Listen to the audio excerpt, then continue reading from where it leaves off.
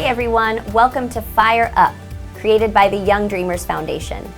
This series is created for young people like you to understand that as life gives you ups and downs, there are really positive ways that you can get through them, and we're here to share.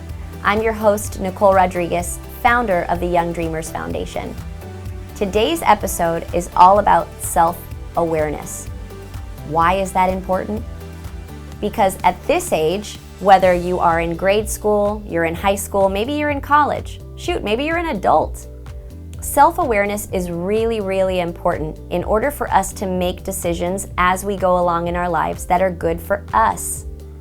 When we're younger, we're going to have adults, friends, people in our lives who are gonna wanna give us advice, tips on what we should do, where we should go, what we should be doing with our lives. Sometimes it feels overwhelming. So what if what they're telling you isn't resonating? What if your parents are telling you you need to be a doctor when deep down you want to be an artist? Now, keep in mind, your parents are going to give you advice to help you out, hopefully, to create a great life as an adult. But also know that if you are being forced to be a doctor when what you really want to be is an artist, you're not going to make the best doctor because your heart isn't going to be in it. So, one thing I want you all to walk away from today, from this episode, are tips for helping you become more self-aware so that you can remain confident as everyone else is trying to give you advice for what it is you should do in your life. So, step one, how do you become more self-aware? You have to spend time with yourself. That is without the noise, without the technology, without people in your ear telling you who you are and what you are. You have to be able to sit with yourself and honestly assess your skills. Are you a great writer?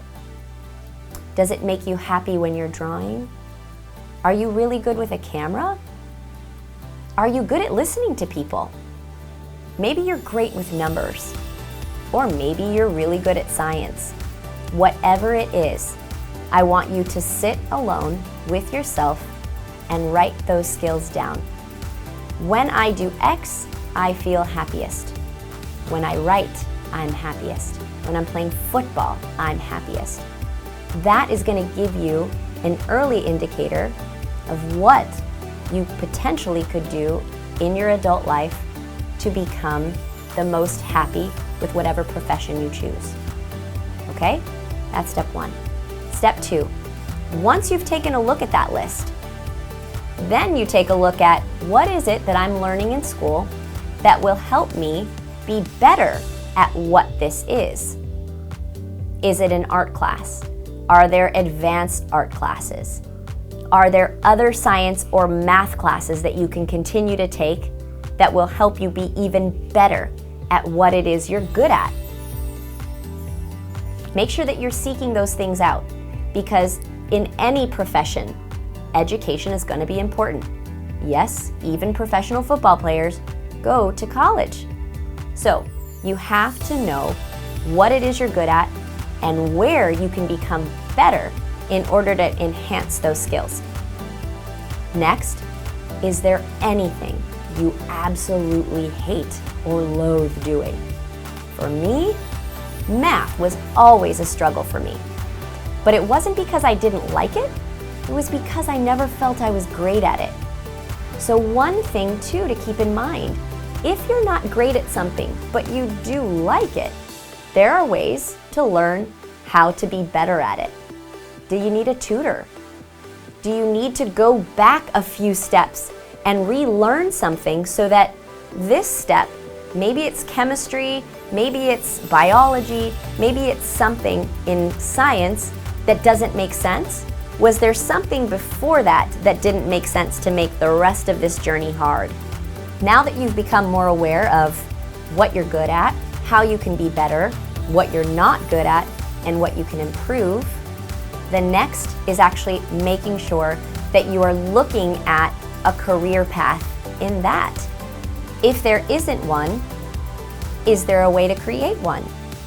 For me, for example, I knew in high school leadership was a strong suit of mine, marketing was a strong suit of mine, and so was English. I didn't know what a major would be in college that was going to combine all of those things. I just knew that if I found something that combined all of those things that I love, I would be great at it because my passion would be in it. So I went to college and I found my profession my sophomore year of college, and that was PR. PR incorporated marketing, writing, people, everything that I love doing, and now I am not only successful at it, I'm great at it because I love what it is I do and I'm producing from a place of passion. And what does that mean? People will pay me for those skills. So, if there is something that you are absolutely amazing at and you're willing to continue to work hard to be better, just know that there are ways to do that and people will pay for those skills. So don't look at money as being the number one motivator. Know that that will come, especially if you're good at what you do. Find the path to what it is you want to do. Talk to mentors. Talk to people who have done it. And know that you just have to be willing to work hard in order to get there. I'm not saying to disrespect your parents in any way. For the most part, parents are going to give you advice that they think that you should take in order to better your life and become successful. But with confidence and a clear roadmap to where it is you want to be, those conversations with your parents that might be painful if you don't want to be a doctor and you want to be an artist instead, as long as you can show them that you've consciously thought about it and you have found a path towards success, those conversations with your parents are going to be a lot easier because they are going to want to see that you've thought it through and that there is a way for you to get there. So I really hope this advice helps you. I hope that as you guys are figuring out who you are, what you're doing, what you want to be, that you sit with yourself and take a really, really good look at who you are, not what other people tell you you are, so that you become an adult who loves exactly what they do. And remember, you're not going to get there on an easy path. Everything that's worth it is always going to come with some difficulty. But if you're willing to work through that and push through those hard times to get to where you want to be, being sure that you are self-aware and you are confident in those skills will help you get there. So, I want to know whether or not this advice helps. I want you to comment below and let me know if any of this resonated with you. Also, do you have some other advice for your peers? Share that below. Sharing is caring, and thank you so much for joining us.